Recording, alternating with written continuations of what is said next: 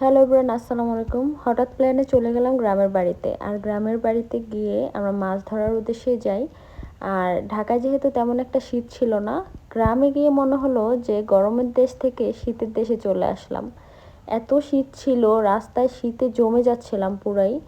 আর আমি হাতে পায়ে মানে মোজা জাতীয় কিছু পরি নাই, রাস্তায় বাতাসে পা ঠান্ডা বরফ হয়ে গিয়েছিল।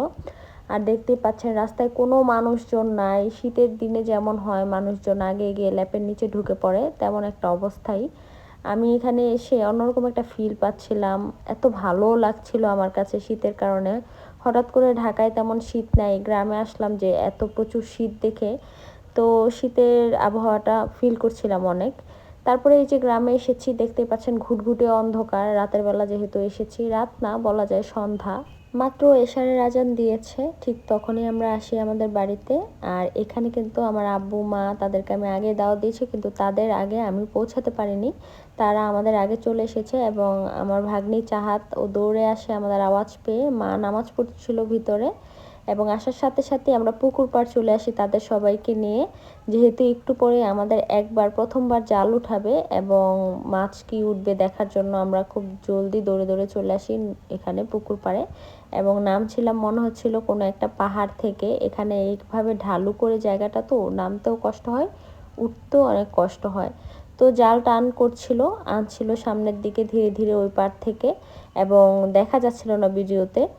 আমি লাইট মেরে মেরে যতটুকু সম্ভব দেখার চেষ্টা করছিলাম, কাছাকাছি আসলে দেখা যাবে। তো এই তো দেখতে পাচ্ছেন দুইজন লোক একটা নৌকাতে করে জালটা টেনে টেনে সামনের দিকে আনছে, এবং মাছগুলো কিন্তু লাফাচ্ছে, আপনারা দেখতে পাচ্ছেন কিনা। এবং আমরা লাইট মেরে মেরে দেখছিলাম, এবং মাছগুলো চাপানোর পরে পুরোপুরি দেখা যাবে। যারা এরকম মাছ ধরা বা পুকুর নিয়ে ব্যস্ত বা মাছ প্রেমী, তাদের কিন্তু এই জিনিসগুলো খুবই ভালো লাগে। আমার হাজব্যান্ড তো এই জিনিসগুলো খুব পছন্দ করে, সে কয়েকদিন পর পরই চলে আসে গ্রামে। আমাদের এই পুকুরে এবার তেমন মাছ পায়নি, কারণ যতটা মাছ পাওয়ার কথা ছিল তেমন পায়নি। আসলে আমাদের পুকুরটা নাকি মাটিতে ভরে এসেছে, সেটা কাটতে হবে, কাটলে হয়তো বা তখন পাওয়া যাবে আবার মাছ মাছ ঢুকবে পুকুরে। তো দেখতে পাচ্ছেন এখন কিন্তু একটা হাঁড়ি নিয়ে আসা হয়েছে এবং মাছগুলো উঠানো হবে, এবং মাছ কিছু কিছু আলাদা করা হচ্ছে। বড় মাছগুলো আলাদা, ছোট মাছ আলাদা। এখানে এখন দুইটা শোল মাছ উঠেছে, এবং এখানে আর অন্যান্য কিছু কই এবং শিং মাছ উঠেছে। আর এগুলো কিন্তু জালির সাহায্যে উঠিয়ে উঠিয়ে বেছে নিচ্ছিল, এবং গুড়া মাছ উঠেছে, মলমদি পুঁটি মাছ। আর এগুলা কিন্তু খেতে পুকুরের চাষের মাছ না, এগুলা খেতে অসম্ভব মজা।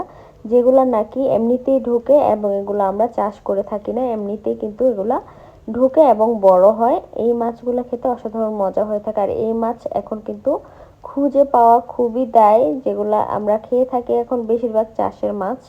তো আমাদের এই পুকুরগুলো থাকাতে অনেক ভালোই হয়েছে। মাছগুলা কিন্তু দেখতে সামনে থেকে অনেক ভালো লাগছিল। আর আমরা গ্রামে হঠাৎ করেই যাই, এর আগেও মাছ ধরেছে, আসতে পারিনি বাচ্চাদের পরীক্ষার জন্য। মাত্র পরীক্ষা শেষ হয়েছে কালকে, আজকে যে আসবো চিন্তা করিনি। তো ভাবলাম যেহেতু ওই পরীক্ষা শেষ, আজকে হঠাৎ করে চলে যাই বিক্রমপুর, তো বেশি দূর না ঢাকা থেকে। হঠাৎ করে প্ল্যান করলেও কোনো সমস্যা হয় না, সাথে সাথেই চলে যাওয়া যায়। এবং এই দেখুন মাছগুলা কিন্তু বেছে বেছে উঠানো হচ্ছে। এখানে খলিশা মাছ ছিল অনেক বিদেশি, যেগুলো খেতে তেমন একটা মজা না, ওগুলা ভালো লাগে না, এগুলা সবচেয়ে বেশি পেয়েছে।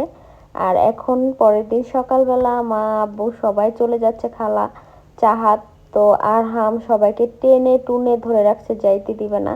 পুরাটা রাস্তা এমন করেছে গাড়িতে ওঠা পর্যন্ত, ওনাদের ঠেলে ঠুলে পিছনের দিকে উনি আসে যাতে না যেতে পারে।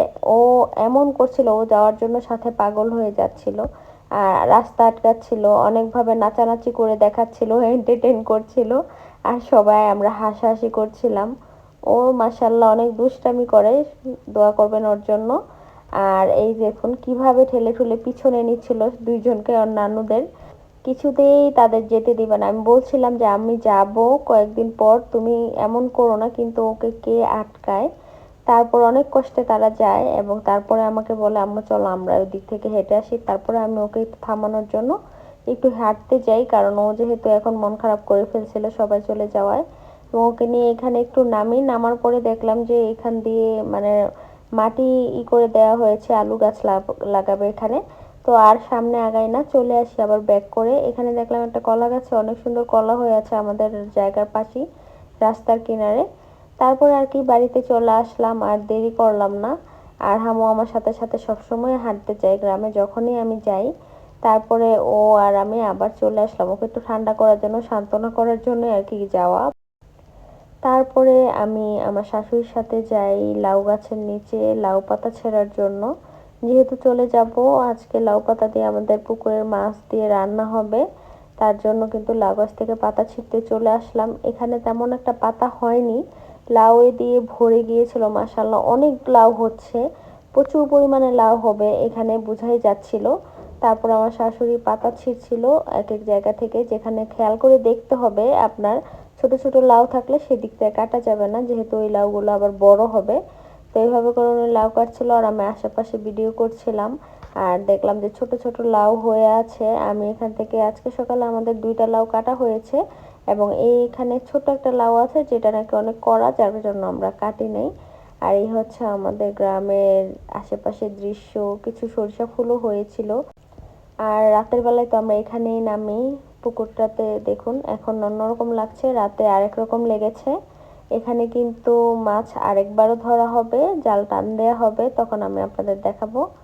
এই তো এখন কিন্তু আবার জাল টান করা হবে এই লাস্ট বার, এবং ওনারা কিন্তু জালটাকে আলগা করে নিচ্ছে এবং ওই পাশ থেকে টেনে টেনে ঠিক এই পাশটায় আনবে।